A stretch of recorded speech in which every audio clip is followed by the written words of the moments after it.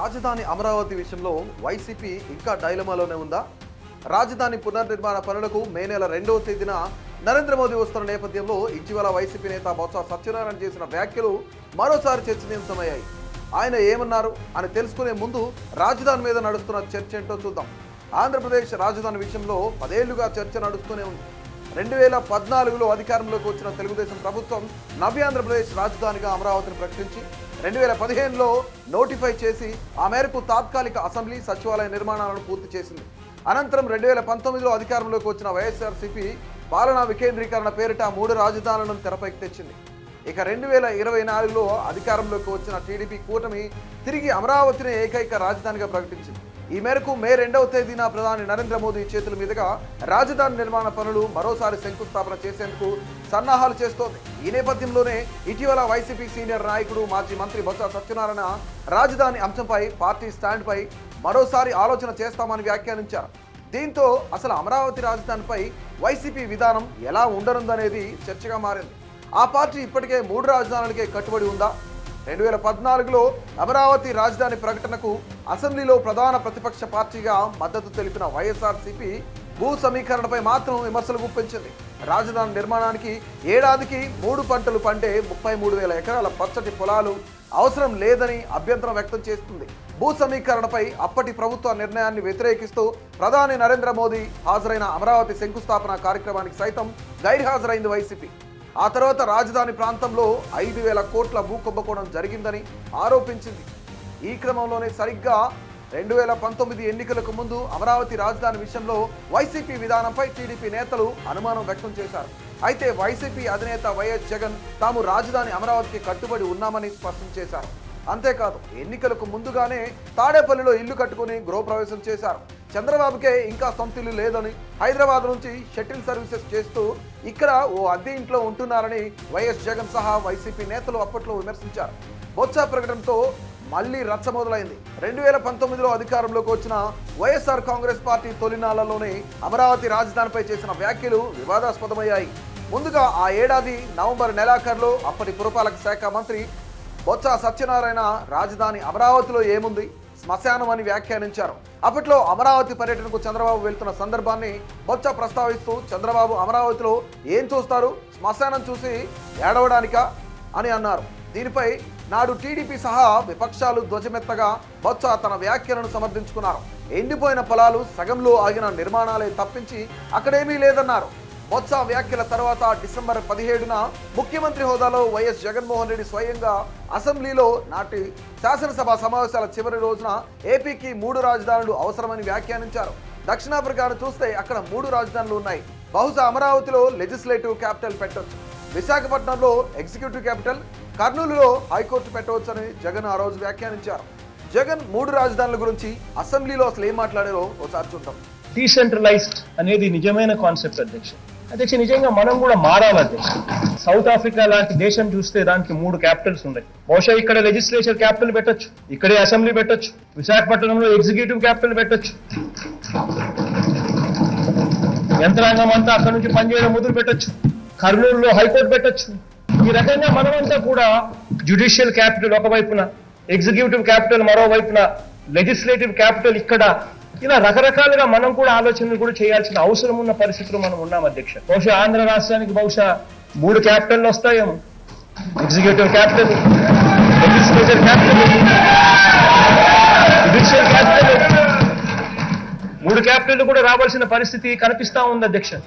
ఆ రోజు ఏపీ అసెంబ్లీలో జగన్ మాట్లాడుతూ అమరావతిపై మాకు వ్యతిరేకత లేదు, కానీ అభివృద్ధి అంతా ఒకే చోట కేంద్రీకృతం కాకూడదు, హైదరాబాద్ అనుభవాలను దృష్టిలో పెట్టుకోవాలి, అందుకే రాజధాని వికేంద్రీకరణ జరగాలి అని అన్నారు. ప్రస్తుతం అమరావతి రాజధాని ప్రాంతంలో ప్రాథమిక మౌలిక సదుపాయాలకు చంద్రబాబు అంచనా ప్రకారమే కనీసం 1,09,000 కోట్లు కావాలని, వడ్డీలు కలుపుకుంటే అది ఇంకా పెరుగుతుందని, 5 ఏళ్లు చంద్రబాబు హయాంలో ఇప్పటి వరకు ఖర్చు చేసింది కేవలం 5,300 కోట్లేనని జగన్ విమర్శించారు. విశాఖను కార్యనిర్వాహక రాజధానిగా చేసి అక్కడి నుంచి పరిపాలన సాగిస్తే మేలు, శాసన రాజధానిగా అమరావతిలోనే అసెంబ్లీ సమావేశాలు నిర్వహిస్తాం, హైకోర్టు ఏర్పాటు చేయడం ద్వారా కర్నూలును న్యాయ రాజధానిగా అభివృద్ధి చేస్తామని జగన్ ప్రకటించారు. నాడు సీఎం వైఎస్ జగన్ ప్రకటనకు అనుగుణంగా 2020 జనవరిలో శాసనసభ ప్రత్యేక సమావేశాల సందర్భంగా రాజధాని ప్రాంతం అభివృద్ధి ప్రాధికార సంస్థ సిఆర్డీఏ రద్దు, ఏపీ పాలన వికేంద్రీకరణ బిల్లులు ఆమోదించారు. అయితే శాసన మండలిలో అప్పటికి వైసీపీకి సరైన బలం లేకపోవడంతో ఆ బిల్లు పెండింగ్ లో పడింది. ఆ తర్వాత సెప్టెంబర్లో మళ్లీ అసెంబ్లీ ఆమోదించింది. దీంతో బిల్లుపై మండలిలో అభిప్రాయంతో సంబంధం లేకుండానే చట్టంగా రూపొందించే పని మొదలైంది. గవర్నర్ ఆమోదంలో 2020 సెప్టెంబర్లో 3 రాజధానుల చట్టం రూపొందించారు. మరోవైపు అమరావతిని ఏకైక రాజధానిగా కొనసాగించాలని భూములిచ్చిన రైతులు డిమాండ్ చేశారు. దీనికి టీడీపీతో పాటు కేంద్రంలో అధికారంలో ఉన్న బీజేపీ సహా రాష్ట్రంలో మిగిలి ఉన్న అన్ని రాజకీయ పార్టీలు మద్దతుగా నిలిచాయి. రైతులు ఏపీ హైకోర్టును ఆశ్రయించగా న్యాయపరమైన చిక్కులు నాటి వైసీపీ ప్రభుత్వానికి సవాలుగా మారాయి. హైకోర్టు తుది తీర్పుకు ముందుగానే 2022 మార్చిలో ఆ 2 చట్టాలను ఉపసంహరించుకుంది ఏపీ ప్రభుత్వం. ఏపీ సిఆర్డీఏ రద్దు, పాలన వికేంద్రీకరణ పేరుతో చేసిన 3 రాజధానుల చట్టాన్ని వెనక్కి తీసుకుంది. అయితే ఈ సందర్భంగా వైఎస్ జగన్ మాట్లాడుతూ 3 రాజధానులకే కట్టుబడి ఉన్నామని చెబుతూ భవిష్యత్తులో మరింత బలంగా చట్టాన్ని తీసుకొస్తామన్నారు. ఇక ఏపీ హైకోర్టు 2022 మార్చి 5న వెలువరించిన తీర్పులో రాజధానులను మార్చే విషయంలో శాసనసభకు అధికారం లేదని చెప్పింది.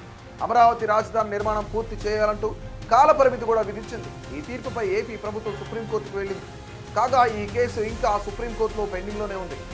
వైసీపీ మేనిఫెస్టోలో రాజధానిపై ఏముంది అని చూస్తే రాజధాని సిఆర్డీఏ బిల్లులు ఉపసంహరించుకున్న 3 రాజధానులపై వైసీపీ వెనక్కు తగ్గలేదు.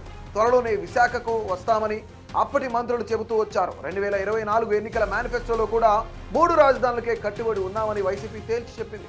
2024లో వైఎస్ఆర్ కాంగ్రెస్ ప్రభుత్వం మళ్లీ ఏర్పడగానే పరిపాలనా రాజధానిగా రాష్ట్ర అభివృద్ధి గ్రోత్ ఇంజిన్గా పనిచేసేలా విశాఖను అభివృద్ధి చేస్తాం, అమరావతిని శాసన రాజధానిగా, కర్నూలును న్యాయ రాజధానిగా అభివృద్ధి చేస్తాం అని మేనిఫెస్టోలో పేర్కొంది. 2024 ఎన్నికల్లో పరాజయం తర్వాత 3 రాజధానులపై వైసీపీ నేతలు పెద్దగా మాట్లాడలేదు.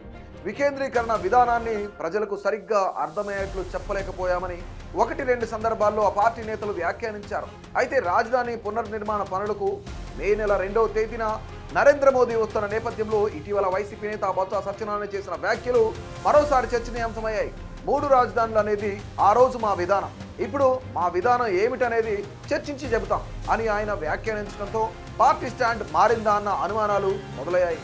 దీనిపై బొత్స మాట్లాడుతూ అమరావతి రాజధాని కాదని మేమెక్కడా అనలేదు, శాసన రాజధానిగా అమరావతి ఉంటుందని ఆనాడే చెప్పాం. వికేంద్రీకరణతో అన్ని ప్రాంతాల అభివృద్ధి సాధ్యమని నమ్మిన మేము 3 రాజధానుల తెరపైకి తెచ్చాం. ఇప్పుడు మా స్టాండ్ ఏంటనేది పార్టీలో చర్చించి నిర్ణయం తీసుకుంటామని అన్నారు. బొత్స సత్యనారాయణ ఏం మాట్లాడారో ఒకసారి చూద్దాం. మా విధానం 3 రాజధానులు అవసరం చెప్పాను నేను ఆ రోజుకి. మళ్ళీ ఈ రోజు నువ్వు అడుగుతున్నావు కాబట్టి మా పార్టీ విధానాన్ని మేము డిస్కస్ చేసుకొని చెప్తాము. ఆ రోజుకి మాది 3 రాజధానులు మా విధానం. నేను ఈ రోజుకి మళ్ళీ పార్టీ డిస్కస్ చేసుకొని చెప్తాను. అందులో రాజధాని ఇక్కడ శాసన రాజధాని పెడదామని ఇక్కడ వచ్చి తయారు చేద్దామని అనుకున్నాం. ఈ రోజు మీరు అడిగారు కాబట్టి మళ్ళీ ఈ సమస్య మళ్ళీ ముందుకు వస్తే దాని మీద డిస్కస్ చేసుకొని మేము చెప్తాం.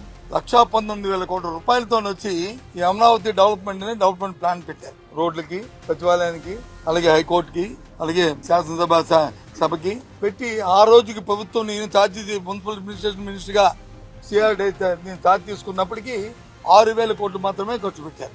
ఆ 6,000 కోట్లలో కూడా 2,000 కోట్లు వచ్చి బాండ్స్ రూపేనా, 2,000 కోట్లు వచ్చి స్టేట్ బడ్జెట్ లోను, ఇంకో 2,000 కోట్లు వచ్చి బకాయిలు.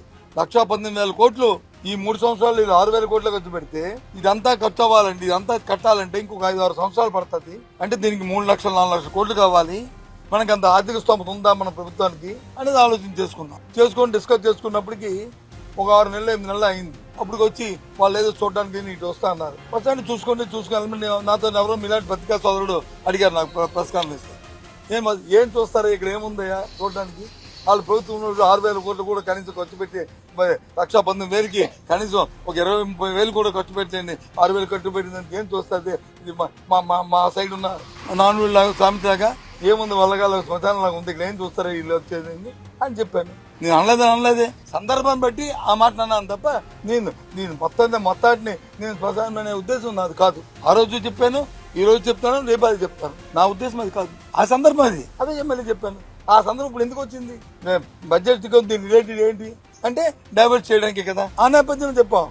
మరి 10,500 రూపాయలు ఎందుకైంది స్క్వేర్ ఫుట్ కి? ఇది ఎప్పుడు రేటు 7 సంవత్సరాల కింద రేటు. 7 సంవత్సరాల కింద అంటే ఆ రోజుకి ఈ రోజుకి అంటే ఇవాళ అయితే 20,000 అవుద్ది. ఆలోచన చేయండి. ఏ రకంగా దోపిడీ జరిగిందో, ఏ రకంగా ఈ జరిగే ఆ రోజు కార్యక్రమాలు అనేది. కాగా గతేడాది ఎన్నికల ఫలితాల నేపథ్యంలో ప్రధాని మోదీ రెండోసారి అమరావతి రాజధాని పనులకు శంకుస్థాపన చేయనున్న పరిస్థితుల్లో మళ్లీ రాజధానిపై గందరగోళ పరిస్థితులకు తావివ్వకూడదని పార్టీ వర్గాలు భావిస్తున్నాయి. అయితే అమరావతికే పరిమితం అవ్వాలన్న నిర్ణయం వైపే పార్టీలో మెజారిటీ వర్గాలు మొగ్గు చూపుతున్నట్టు అంతర్గతంగా చెప్పినప్పటికీ బయటకు మాత్రం ఏమీ చెప్పడం లేదు. ఈ విషయంపై వీలైనంత త్వరగా స్పష్టత ఇవ్వడంలో పార్టీ పెద్దలు మల్లగుల్లాలు పడుతున్నారనే వాదనను స్వయంగా పార్టీ వర్గాలే వ్యక్తం చేస్తున్నాయి. రెండోసారి అమరావతి పనులకు శంకుస్థాపన చేసిన తరువాత వైసీపీ అధినేత వైఎస్ జగన్ తన విధానం మార్చుకుంటారనే భావించవచ్చు. మోదీని కాదని లేదంటే మోదీని వ్యతిరేకించే పరిస్థితి జగన్కి లేదు. అందుకే ఇక 3 రాజధానుల మాటను మర్చిపోతారు. 3 రాజధానుల ప్రతిపాదనను అన్ని ప్రాంతాల జనం ఇష్టపడలేదని గతేడాది ఎన్నికల ఫలితాలతో అర్థమై ఉంటుంది. అందుకే మోదీ వచ్చే ముందుగా బొత్స సత్యనారాయణతో అలా మాట్లాడించి ఉంటారు అని అర్థమవుతుంది. జగన్ ఎటువంటి నిర్ణయం తీసుకుంటారో చూడాలి మరి.